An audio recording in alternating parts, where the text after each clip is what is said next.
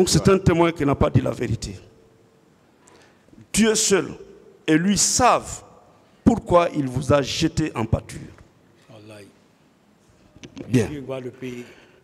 Bien. Question. Avez-vous rencontré des manifestants sur l'autoroute? Réponse. Non. Question. Quel chemin avez-vous emprunté? Là aussi, il ne parle pas de vous. Étiez-vous au courant qu'il y a eu des manifestants, qu'il y a eu un manifestant qui a été battu à la corniche de l'Andrea? Réponse non. Question. Est-ce que vous confirmez qu'à votre retour au stade, il y avait des bérets rouges qui tiraient des coups de feu? Réponse. Je le confirme bel et bien. Ces bérets rouges étaient commandés par le lieutenant Toumba, de son vrai nom, Aboubakar Sidiki Diakité. Est-ce qu'il a parlé de vous? Non, maître. C'est parce que vous n'étiez pas là-bas?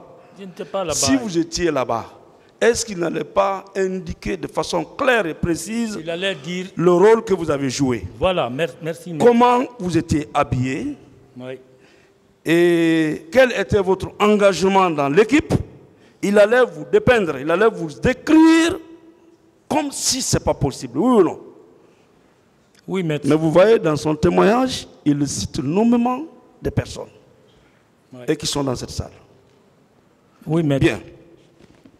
Question. Quel était le garde-corps qui avait transporté Selou Dalen sur son dos? C'est un des garde-corps du colonel Tchibolo, mais j'ai oublié son nom. Question. En dehors du lieutenant Toumba, avez-vous pu identifier d'autres bérets rouges? Réponse. En plus du lieutenant Toumba, il y avait son adjoint Bégré, qui est déjà mort. Je n'ai pas pu identifier les autres. Mais comme c'est une unité constituée, on peut toujours trouver leur liste à travers les chefs. Et il vous cite simplement comme chef d'équipe, ce qui est déjà faux et archi-faux. La question. Est-ce que, une fois de plus, mon colonel, oui, maître, ces jours du 28 septembre, vous avez vu se nommer Condé avec vos deux yeux? J'étais en prison. Je ne peux pas le voir étant au stade. Moi, je suis au PM3. D'accord. Toujours. Quels sont les éléments qui étaient avec vous dans votre véhicule? Réponse. Quels sont les éléments qui étaient avec vous dans votre véhicule? Réponse. En tant que chef de bord, maintenant il devient chef de bord. Il sait que c'était lui. Vous étiez chef d'équipe. Il a voulu... Et il devient chef de bord. Non, mais vraiment, le gars... Et un chef de bord que la justice a ignoré. Comment comprenez-vous cela? Ah, maître...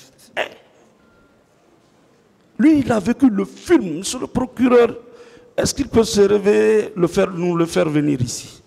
Vous êtes d'accord? Pour qu'il change de casquette. Ah, il n'a qu'à venir. C'est pourquoi j'ai dit il n'a qu'à venir. Bien. Donc, il dit qu'en tant que chef de bord, il était chef de bord de ce véhicule. J'étais avec un chauffeur et 10 éléments derrière. Mais je ne retiens plus leur nom. La répartition est faite au rassemblement. Dans ce cas, quelle va être ma place là-bas? Absolument. Alors qu'il vous cite comme chef d'équipe, et c'était lui le chef de bord. Est-ce que dans vos sorties, il y a une différence entre chef d'équipe et chef de bord? Ou on est chef d'équipe, ou on est chef de bord, oui ou non? Absolument. Mais on ne peut pas être chef d'équipe et chef de bord. Absolument. Bien. Ensuite, pourquoi vous n'êtes pas rentré dans l'enceinte du stade? Réponse. Avec la débandade des manifestants qui étaient pourchassés par les bérets rouges, je ne pouvais plus rentrer. Je suis resté à l'esplanade où j'ai vu mon chef de mission en compagnie des leaders politiques blessés. Je précise qu'il y avait des antécédents entre ces bérets rouges et nous à cause de nos interventions dans les multiples cas de vol. Je m'arrête là. Est-ce qu'il a parlé de vous? Non, maître. Non, maître. Voilà. Donc la conséquence à tirer, c'est que lui, c'est un faux témoin. Le À la tribunal, limite, c'est lui qui devait être à votre place. le tribunal va apprécier. Mais ce n'est pas tard encore. Hein. Le dossier est ouvert. Nous sommes en instruction définitive. Des questions. Bien. Monsieur le Président, c'est par là que je m'arrête. Et en attendant, je vous prie de lui accorder la liberté jusqu'à la fin de la procédure. C'est une demande? Si possible, oui.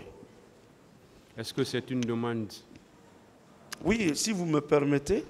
Je n'ai pas refusé parce que vous avez fini. C'est pourquoi je vous demande si c'est une demande. J'ai terminé. Voilà. C'est une demande.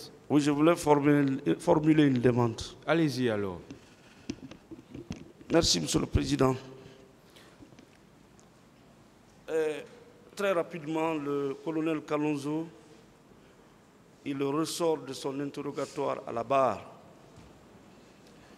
qu'il est un innocent dans cette affaire. Je ne préjuge pas du fond de l'affaire, mais une seule phrase le met dans ce dossier-là et il est considéré comme un accusé avec tout le stress que cela comporte. Il a complètement fondu. C'est un gendarme qui a été bien formé à coups de millions de francs guinéens, qui n'a pas sa place dans cette salle mais ailleurs. Vous direz tout à l'heure que cette demande est prématurée. Les parquetiers ici présents sont très sages. J'ai eu la chance de les pratiquer avant aujourd'hui. Je suis sûr qu'ils donneront leur avis favorable. Ils donneront leur avis favorable pour les avoir connus avant aujourd'hui. Très attachés à l'état de droit et à la liberté, Monsieur le Président. Messieurs les assesseurs, excusez-moi de vous regarder. Lui, il mérite d'être en liberté en attendant que ce témoin-là, qui est bien posté à Doubreka, puisse venir rapporter la preuve de ses déclarations contre lui. Et ces déclarations-là se contredisent en elles-mêmes, Monsieur le Président. En le libérant, la procédure ne sera pas entravée. Elle va continuer sa course normale, Monsieur le Président. Donc, en application, je crois, des dispositions du Code de procédure pénale en la matière, notamment l'article 244 et suivant, 247 également, je vous prie d'accepter qu'il soit remis en liberté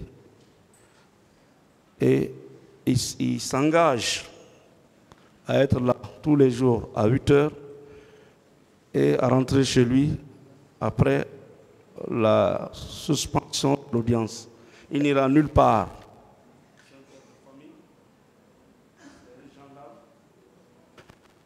Il est dans son intérêt de se blanchir, de se tirer de cette affaire. Merci, Monsieur le Président.